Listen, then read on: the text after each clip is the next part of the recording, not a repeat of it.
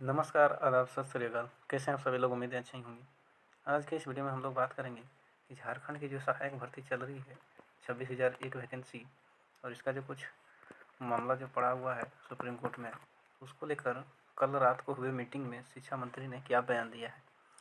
आप सभी को पता है कि 7 जनवरी को कैबिनेट का मीटिंग था, 7 जनवरी को, और उस समय कल जो मीटिंग हुआ उसमें बहुत सारी चीज़ों पे चर्चा हुई, जिसमें सबसे एक बड़ा चीज़ जो निकल के आ रहा है, ब्लॉक एजुकेशन ऑफिसर्स की जो वैकेंसी है उसके नियमावली को गठित करके उस पर सृजित करने का आदेश दे दिया गया है, और इसके बाद इस पर वैकेंसी भरने का काम किया जाएगा।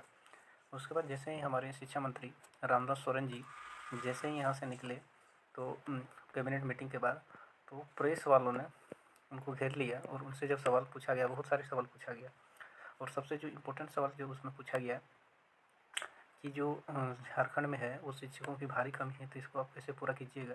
तो इस बात का उन्होंने जवाब देते हुए प्रेस को संबोधित करते हुए उन्होंने कहा कि सुप्रीम कोर्ट में 26,001 वैकेंसी का जो मामला लंबित है, उसको जो मामला लंबित है वो मामला का निपटारा बहुत जल्द किया जाएगा। और उन्होंने इस बात पर विशेष जोर दिया कि सुप्रीम कोर्ट का मामला बहुत जल्द आने वाला है, बहुत ही जल्द आने वाला है। इस बात को उन्होंने 2-3 बार बोला, तो हो सकता है कहीं ना कहीं अंदरूनी से उसको पता होगा, तभी इस बात को बोल रहा था।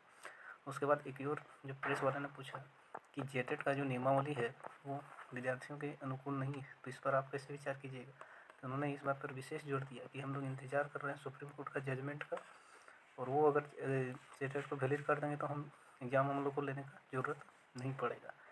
ये चीज़ उन्होंने स्पष्ट बोला है कल की मीटिंग में। उसके बाद तो आप देख रहे कल का जो हुआ उसका एक बहुत ही संक्षेप में शिक्षा मंत्री का बहुत बड़ा बयान। कल के कैबिनेट मीटिंग में हुए फैसले के बाद शिक्षा मंत्री ने प्रेस को संबोधित करते हुए कहा कि पत्रकार ने जब सवाल किया कि शिक्षकों की झारखंड में भारी कमी है, तो उन्होंने बताया कि 26,001 शिक्षकों की नियुक्ति प्रक्रिया चल रही है और इसके कुछ मामले लंबित हैं, और उन्होंने इस बात पर विशेष जोर दिया कि मामला का निपटारा बहुत जल्द होगा। और उसके बाद जैसे ही पूछा कि जेटेट का जो सिलेबस है वो अनुकूल नहीं है, तो उस पर आप कैसे किया कीजिएगा। तो उन्होंने एक ही बात बार बार दोहरा के बोला। उन्होंने एक बात यही बोला कि जेटेट का हम लोग वेट कर रहे हैं सुप्रीम कोर्ट के जजमेंट का। अगर सुप्रीम कोर्ट सीटेट को वैलिड कर देती तो हम लोग को जेटेट का लेने का ज़रूरत ही नहीं पड़ेगा। समझ सकते हैं कि जेटेट का फॉर्म इन्होंने भरा लिया 1,300 रुपये कर करके, 1,500 रुपये कर करके, और अगर एग्ज़ाम अगर इन लोग को नहीं लेना पड़ेगा, समझ सकते हैं कितना करोड़ का इन लोग को मुनाफा होगा। इसीलिए लोग वेट कर रहे हैं। और ये बात सच है कि जनवरी में बहुत ज़्यादा चांस है कि 9 जनवरी से 12 जनवरी के बीच जजमेंट आने वाला है। जो बिहार का एक ग्रुप है उसमें भी इस बात पर चर्चा की गई है। तो मिलते हैं अगले वीडियो में, तब तक के लिए इंतज़ार करते हैं। Bye bye and take care.